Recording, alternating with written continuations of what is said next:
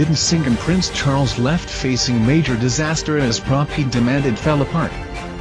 Prince Charles was nearly left without a coronet at his investiture after the first version of the jewel broke down, a royal insider revealed. Prince Charles specifically requested a new golden coronet to be created for his Prince of Wales investiture ceremony on July 1, 1969. David R. Mason, a chemical engineer involved with the creation of the coronet, claimed that the wax coronet shattered into pieces after a first strong tap by goldsmith Louis Osman. The wax coronet was made using a resin mold that was then filled with gold for Prince Charles's big day. Speaking to Channel 5's Secret of the Royal Palaces, retired Senior Vice President at Global Precious Metal Corporation David R. Mason said, "When he first proposed the possibility of making this for Prince Charles, it didn't really sink in, I thought we'll have a go at it." Narrator Samantha Bond added, David was experimenting with a technique for creating complex shapes in metal. Louis Osman formed his design in wax and the wax model was used to make a resin mold, which David filled with gold, using his new system.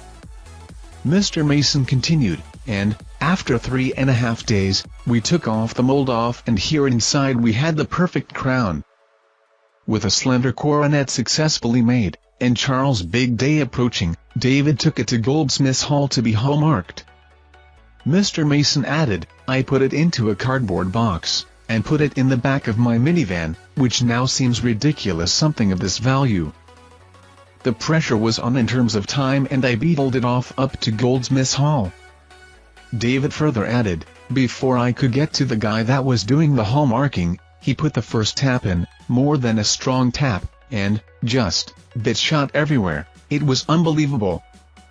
The Prince of Wales asked the goldsmith for a new oval design to fit a modern young man with a modern haircut and whose ears show.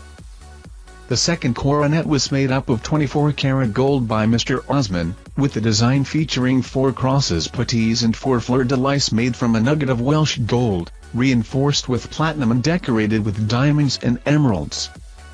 Mr. Mason also revealed in the past the inspiration for the final design of the coronet came from a rather unusual source.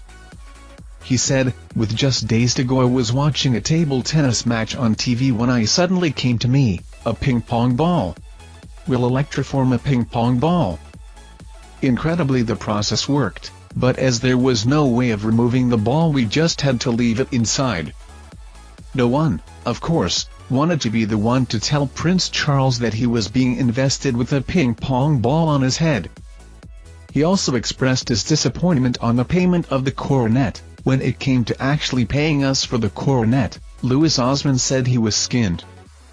Buckingham Palace said it was nothing to do with them and the worshipful company of goldsmiths told us we should just be happy with the kudos.